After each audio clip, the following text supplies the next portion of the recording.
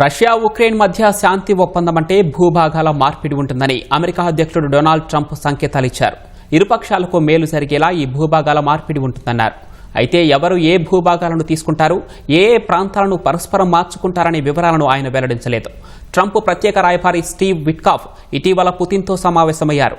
ఏ ప్రాంతాలు తమ ఆధీనంలో ఉంటాయో వేటిని ఉక్రెయిన్కు తిరిగి ఇస్తామో పుతిన్ స్టీవ్ విట్కాఫ్కు వివరించినట్లు తెలిసిందే.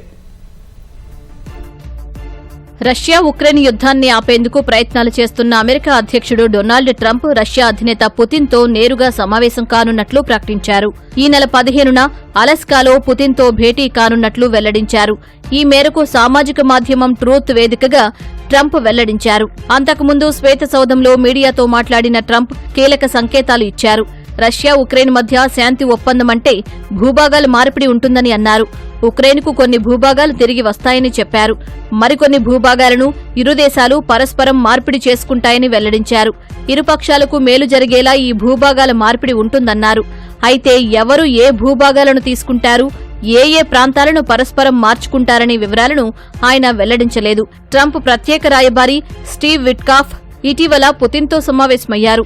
ఏ ప్రాంతాలు తమ ఆధీనంలో ఉంటాయో వేటిని ఉక్రెయిన్కు తిరిగి ఇస్తామో పుతిన్ స్టీవ్ విట్కాఫ్కు వివరించినట్లు తెలిసింది.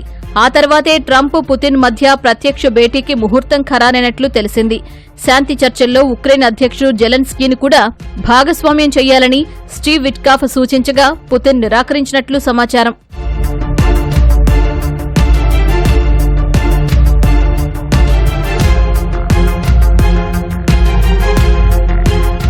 ఉక్రెయిన్లోని తూర్పు ప్రాంతమైన డాన్బాస్ను రష్యా తన భూభాగంలో కలుపుకునే అవకాశం ఉందని అంతర్జాతీయ మీడియా పేర్కొంది. పాక్షికంగా ఆక్రమించుకున్న ఖేర్సన్, జపోర్జియాలను రష్యా ఉక్రెయిన్కు తిరిగి ఇవ్వనుందని తెలిపింది. ఈ మేరకు పుతిన్ తమ ప్రతిపాదనను ట్రంప్ ప్రత్యేక రాయబారి స్టీవ్ విట్కాఫ్తో పంచుకున్నారని వెల్లడించింది. అయితే రష్యా ప్రతిపాదనను ఉక్రెయిన్, ఐరోపా దేశాలు అంగీకరిస్తాయా అన్నది ఇప్పుడు ప్రశ్నార్థకంగా మారింది. తమ భూభాగాన్ని ఎట్టి పరిస్థితుల్లోనూ రష్యాకు అప్పగించమని ఇప్పటికే ఉక్రెయిన్ అధ్యక్షుడు జెలెన్స్కీ తేల్చి చెప్పారు. ఉక్రెయిన్ భూభాగంలో 20% ప్రస్తుతం రష్యా అధీనంలో ఉంది.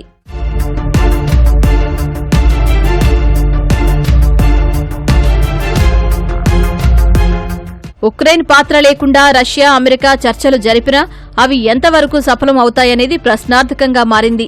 ఇప్పటికే రష్యా, ఉక్రెయిన్ తుర్కియాలోని ఇస్తాంబుల్లో 2 దఫాలు శాంతి చర్చలు జరిపినా ఎటువంటి ఒప్పందానికి రాలేకపోయాయి. ఉక్రెయిన్ స్వతంత్ర రాజ్యంగా ఉండాలని రష్యా డిమాండ్ చేస్తోంది. నాటో సభ్యత్వ ఆలోచనను విరమించుకోవాలని కోరుతోంది. పశ్చిమ దేశాలు తమపై విధించిన ఆంక్షలను ఎత్తివేయాలని డిమాండ్ చేస్తోంది.